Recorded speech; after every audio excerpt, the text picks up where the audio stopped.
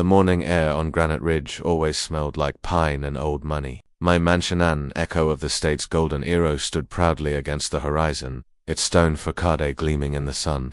I built it not for luxury, but for legacy. Every beam, every tile had a story. But to the HOA it was just a nuisance. I remember the first notice like it was yesterday. Violation number 204, unapproved exterior paint shade. I laughed, thinking it was a joke. I had personally chosen the shade a soft cream approved by the Historical Preservation Board, but the HOA had their own color chart, and apparently, Governor's Sandstone wasn't on it. The HOA president, a woman named Caroline Briggs, was infamous around the neighborhood. Her husband called her the General, and she acted the part. She'd strut around with her clipboard and designer sunglasses, citing homeowners for the smallest infractions: mailboxes a few inches too tall, driveways with excessive gloss, even Christmas lights that stayed up past January. When she first came to my property, she didn't even realize who I was. "Sir, you can't park your truck here," she'd said curtly. I had smiled. "Ma'am, that's my driveway." "Well, it violates Section 12, Paragraph 4, no vehicles with commercial plates visible from the street." "It's a state vehicle," I replied. "For what agency?" I met her eyes. "The governor's office." Her expression froze, but even that didn't stop her for long. Over the next few months, the HOA sent me dozens of citations: unmowed patch of grass, improper fencing height, unauthorized modification to driveway slope. Each fine was small: $50 here, $100 there, but they added up. When I ignored them, they doubled, then tripled. Eventually, a letter arrived marked final notice. Failure to comply with HOA regulations, it read, will result in enforcement action, including but not limited to property seizure or demolition. I laughed again until I realized they weren't bluffing. The day the bulldozers came, I was away in the capital. My neighbor, old Mr. Turner, called in a panic. "Sam, they're tearing it down." "What?" I shouted. "The HOA construction Crubico's trucks. They said it's condemned." By the time I got back, half of my mansion was rubble. My security cameras showed Caroline on site, barking orders into a walkie-talkie. She was smiling. They claimed the mansion violated community safety ordinances. According to their records, unpaid fines had reached $250,000, a number they'd completely fabricated. They said they'd followed due process, that demolition was legal, but I knew better. I had seen plenty of overreaches in my career. But this was personal. I called my attorney that same evening. "George," I said, barely containing my fury, "I want everything they've ever filed. Every meeting, every vote, every misuse of HOA funds." He hesitated. "You're planning to sue?" "Oh, I'm planning more than that," I replied. "I'm going to expose them." That night, I walked through the ruins. Dust clung to my shoes as I picked up a broken photo frame, me and my late wife, standing right where I was now. The smell of splintered wood and crushed stone filled the air. They thought I'd crumble. They thought I was just another homeowner. But what they didn't know was that I'd recently signed a bill giving state oversight power over HOA's power that rested directly in the governor's hands. Mine.nl. I had a very personal reason to use it. The next morning, I called a press conference. Reporters filled the lot, cameras flashing as they took in the destruction behind me. "Governor Mitchell," one called out, "what happened here?" I took a deep breath. "This," I said, gesturing at the rubble, "is what happens when a homeowners association thinks it's above the law." The crowd erupted in murmurs. Another reporter asked, "Are you planning to take action?" I smiled slightly. "Oh, I already have." Caroline and her board had no idea the avalanche that was coming, because I wasn't just going to rebuild my mansion. I was going to dismantle their entire empire, brick, by the book. When you've been in politics as long as I have, you learn that power doesn't always wear a badge or hold office. Sometimes it hides behind bylaws and clipboards. Caroline Briggs and her HOA board had built a miniature empire, collecting fines, threatening foreclosures, and bullying anyone who didn't comply. Most people paid up just to avoid the stress, but not me. My lawyer, George, showed up at my temporary office the next morning with a thick binder. "Governor, this HOA is a mess," he said, flipping through papers. "They've been overcharging residents for years, hiding funds in a maintenance reserve that doesn't exist." "How much?" I asked. He adjusted his glasses. "We estimate about $2 million siphoned from homeowners over the past decade." $2 million. My mansion wasn't the first victim, just the loudest one. We started with records. Caroline had conveniently lost meeting minutes and email chains, but the county clerk's office still had archives. One found unsigned permits, falsified safety reports, and a demolition order authorized by a special session that never legally happened. They'd built their case on lies. I met with the state attorney general that afternoon. We can't let this slide, I said. If they can do this to me, imagine what they're doing to retirees and single mothers in smaller neighborhoods. He nodded grimly. You want us to open a formal investigation? I didn't hesitate. No, I want a task force. That night, Caroline must have realized she'd poked the wrong bear. She showed up outside the Capitol building, cameras trailing her, claiming I was abusing power for personal revenge. Governor Mitchell is using taxpayer money to attack an HOA that simply enforced its bylaws. She cried dramatically. He's punishing private citizens. I smiled watching her speech from my office window. She had no idea I'd already drafted legislation to regulate all HOAs under state oversight law that would soon make her entire operation obsolete. The investigation hit the HOA like a storm. Subpoenas flew. The board panicked. 2 members resigned within a week. Caroline tried to keep control, but reporters swarmed her driveway, asking about missing funds and illegal demolitions. The next community meeting was pure chaos. Residents shouted over each other, waving citations in the air. You fined me for planting tomatoes. You towed my daughter's car. You said my flagpole was too patriotic. Caroline slammed her gavel, trembling. Order, this meeting is adjourned. I stood up from the back row. No, Caroline, this meeting is just getting started. Everyone turned. Gasps rippled through the crowd. Governor Mitchell, one resident whispered. I stepped forward, holding a thick folder. Under state law, I have authority to oversee any organization operating in violation of public codes, and your HOA, Caroline, is now under full investigation. Her face turned pale. You can't. I already did, I said. The crowd erupted in applause. For the first time, the community wasn't afraid. That evening, as I left the meeting, my phone buzzed. George again. You're not gonna like this, he said. They're trying to file a restraining order against you, claiming harassment. I laughed. Let them try. I've got the state constitution on my side.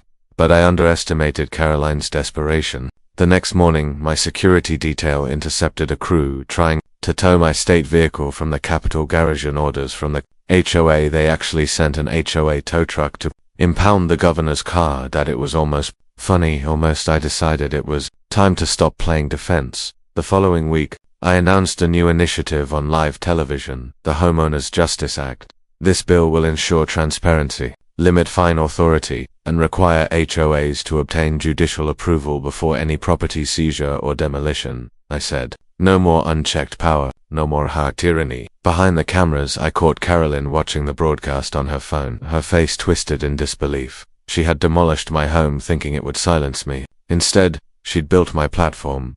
That night, George raised a toast at my temporary residence. To poetic justice, he said. I clinked glasses. To finishing the job. But deep down, I knew Caroline wasn't done. People like her never quit quietly, and if she wanted a fight, she was about to get one she'd never forget.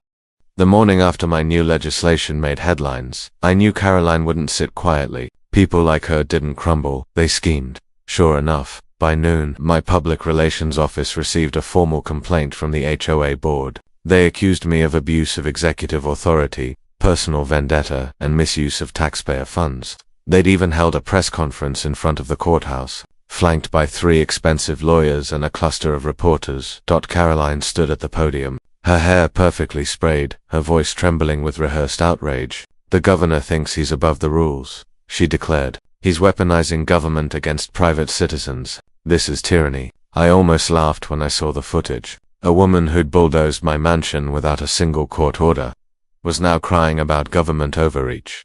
But I knew better than to underestimate her. She had connections, a local councilman, a few sympathetic journalists, even a regional developer who'd been quietly funding her neighborhood beautification projects. My communications director stormed into my office, face pale. Governor, the media's picking it up. They're calling this a political grudge match. Let them, I said calmly. The truth doesn't need a headline. It needs evidence. George and I dug deeper. The task force's audit revealed shocking details. HOA dues were being funneled through 3 shell companies, all registered under Caroline's husband's name. Funds meant for road repairs and landscaping had paid for vacations, designer furniture, even a new Lexus SUV. But then things got darker. We discovered documents showing Caroline had pushed through zoning changes, allowing her developer friend to buy foreclosed homes dirt cheap. then resell them at triple the price. The HOA's aggressive fines and property seizures were part of the plan. They weren't enforcing order,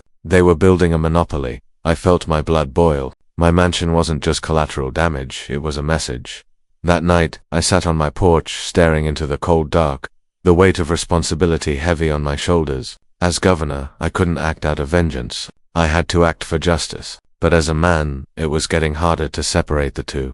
The next morning, a black SUV rolled up to my gate. 2 men in suits stepped out, U.S. Marshals, Governor Mitchell. One said, "We're here to deliver a summons." I raised an eyebrow. For what? Civil suit. HOA versus Mitchell. They're accusing you of defamation, unlawful interference, and emotional distress. I couldn't help but grin. Emotional distress. They demolished my house. The marshal smirked. "Yes, sir, I read the case. Honestly, I'd pay to see this trial." The courtroom was packed when proceedings began. Cameras lined the back wall, reporters whispering as I took my seat. Carolyn sat across from me in a pristine white suit, clutching her pearls like a saint on trial. Her lawyer, a slick-tongued man with too much gel, stood first. "Your Honor, the defendant Governor Mitchell has used his position to personally and publicly humiliate my client. This is nothing less than character assassination." When it was my turn, my attorney George rose slowly, holding a thick file. "With respect, Your Honor," he said, "we'll be presenting financial records showing Mrs. Briggs' organization engaged in embezzlement, fraud, and illegal demolition without court authorization. If this is about character, well, hers speaks for itself." The judge, a sharp-eyed woman named Justice Corbin, peered over her glasses. "Mrs. Briggs, is it true you authorized the demolition without notifying the property owner?" Caroline stammered. It was an emergency order." Corbin frowned. "And you're aware the emergency you cited was a lawn violation?" The courtroom erupted in laughter. Caroline's cheeks turned crimson. Outside, reporters swarmed for statements. One shouted, "Governor, is this personal revenge?"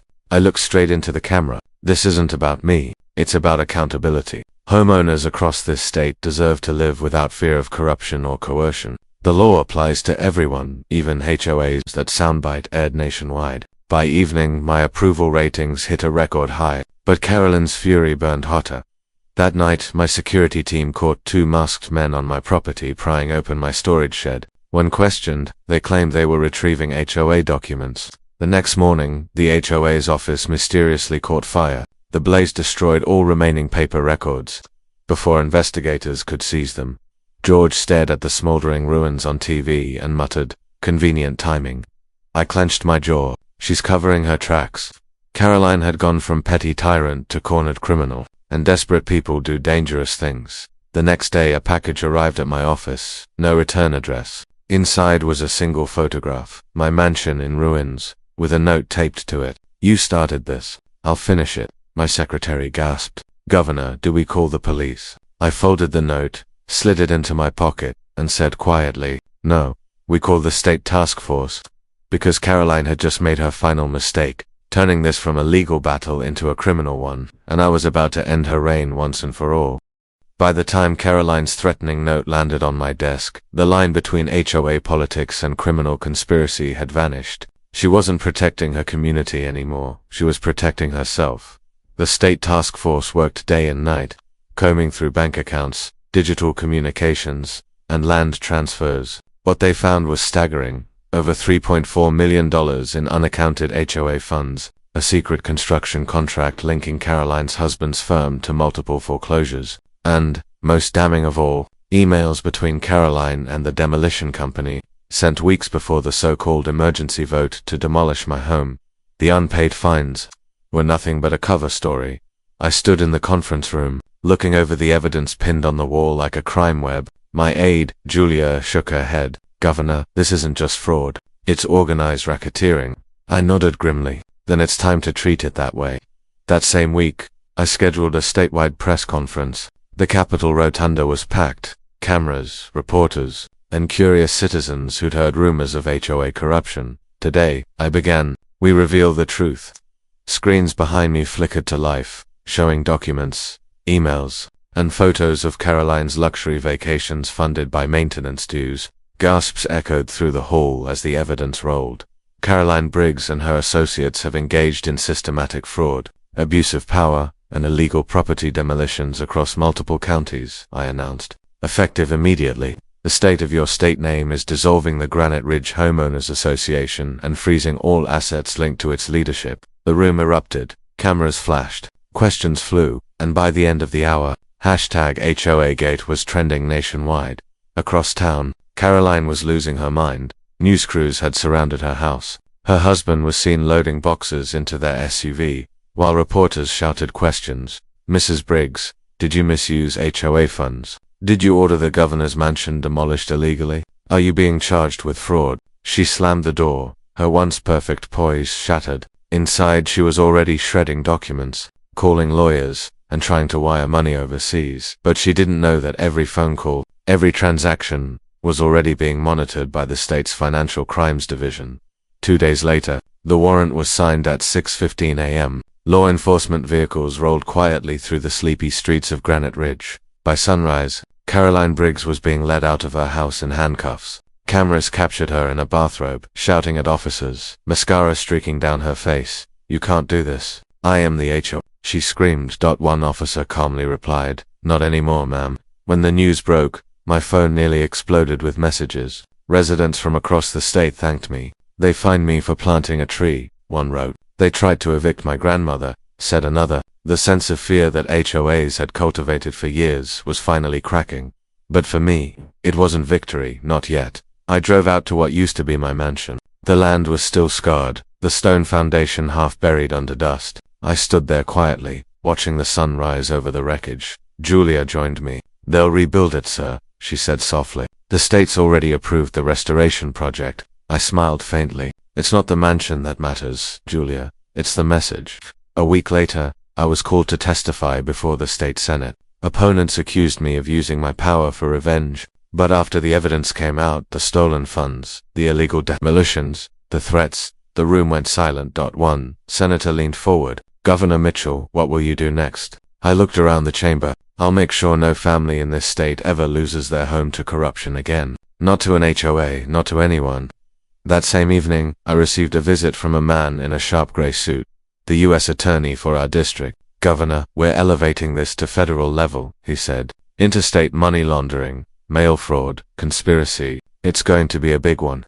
"Good," I replied. She made it personal. "Let's make it permanent." The trial was explosive. Former board members turned on Caroline, trading testimony for leniency. Her husband's company crumbled under federal seizure. The media dubbed her the Queen of Fines. When the verdict came, the courtroom was silent. On charges of fraud, conspiracy, and unlawful destruction of property, guilty on all counts. Caroline's head fell forward. For the first time, she had no words, that as she was escorted out. She glanced at me, a flicker of venom in her eyes, but I didn't flinch. The law had spoken. That evening, I returned once more to the site of my mansion. The construction crews had begun clearing debris, preparing to rebuild. George joined me, holding a folder. "It's over," he said. "Not quite," I replied. "The law still needs teeth." I opened the folder, the final draft of the Homeowners Justice Act. It would make HOA boards legally accountable to state oversight, require annual audits, and ban demolition orders without judicial approval. "This," I said, "will make sure there's never another Caroline Briggs." He smiled. "Now that's justice." The wind blew softly through the empty lot as I turned to leave. They took my mansion, but in doing so, they built my legacy. And when history remembers this battle, they'll know one thing for sure. The HOA may have started the war, but the governor finished it. 6 months after Caroline Briggs's arrest, Granite Ridge was almost unrecognizable. The manicured lawns still shimmered in the sunlight, but the air felt lighter, freer. The HOA office, once a fortress of fear, had been converted into a community resource center. The clipboard inspections were gone, replaced with neighbor-led projects and laughter, and on the hill where my mansion once stood, the sound of construction had returned, but this time, it wasn't destruction, it was rebirth. I visited the site every morning before heading to the Capitol. The workers nodded respectfully, some even stopping to shake my hand. "Thank you, Governor," one of them said. "My parents used to live under that HOA. They lost their house because of them." I smiled faintly. Not anymore. Those days are over.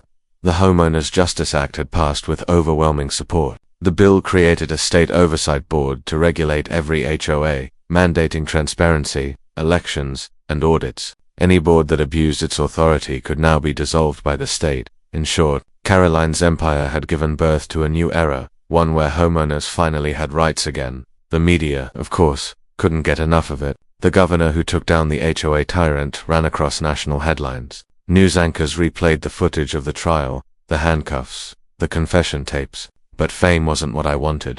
For me, this had always been personal. On the day construction began on my new home, I stood with my hand on the cornerstone, the same one that had survived the demolition. Someone had found it buried in the dirt, still engraved with my wife's initials. I traced the letters gently. "We're rebuilding, Sarah," I whispered. "And this time, no one's taking it away." 3 weeks later, Julia burst into my office. "Governor, you'll want to see this." She handed me a report. The federal sentencing. Caroline Briggs had been given 18 years in prison with no chance of parole for the first 10. Her husband received 12. The court also ordered full restitution to every homeowner she'd wronged. Justice had spoken, loud and clear, but there was one more chapter one needed to close. That afternoon, I visited the county jail where Caroline was being held before transfer. Her lawyer had requested a courtesy meeting. I agreed, not for her sake, but for mine. When I entered the visiting room, she looked smaller. The sharp suit and pearls were gone, replaced with an orange jumpsuit. Her once perfect hair was tied back, her eyes hollow. "Governor Mitchell," she said quietly, her tone stripped of arrogance. "Caroline," I replied, "I came to see if you had anything left to say." She stared at me for a long moment. "You destroyed everything I built." I shook my head. "No, Caroline, you did that yourself." Her lips trembled. "You think you're better than me. You used your power to." "Maybe," I said evenly. "But the difference is, I used mine to protect people, not to crush them." For a moment, she looked like she wanted to argue, but then her gaze dropped. "I never thought you'd actually fight back," she muttered. I stood. "That was your last mistake." As I walked out, I didn't feel anger, only closure. By autumn, the new mansion was nearly complete. This time, I didn't build a fortress. I built a home, open, welcoming, and accessible. The new design even included a community hall, where residents could hold town meetings free from fear or fines. On opening day, hundreds of people gathered on my front lawn. Reporters covered the event live, but the real stars were the neighbors, the same ones Caroline once bullied. "Governor," said Mrs. Turner, the widow who'd lived next door for 40 years, "I never thought I'd see this day." I smiled. Neither did I when it was time to cut the ribbon. I didn't stand at the podium. I handed the scissors to her. "This isn't just my home," I said. "It's ours." The crowd cheered as she snipped the ribbon. For the first time in years, Granite Ridge felt like a community again. That night, I sat on the balcony, looking out at the hills. The lights of the neighborhood glimmered like constellations. The air was calm, peaceful. No more HOA patrols, no more threats, just the quiet hum of life returning to normal. George joined me, 2 glasses of bourbon in hand. "To survival," he said, handing me one. I raised mine. "To justice," he grinned. "And to finally having grass that's half an inch too long." We both laughed, the kind of laugh that comes only after a war has finally ended. Before heading in, I looked one last time at the foundation stone embedded near the porch, the one with Sarah's initials. They tried to erase everything I'd built, my home, my name, my peace. But in doing so, they gave me something greater, purpose. And as long as I'm governor, no HOA, no self-appointed tyrant, no clipboard-carrying Karen will ever again wield power over the people I swore to protect. Because sometimes, justice doesn't come from anger, it comes from standing your ground, brick by brick. And that's exactly what I did.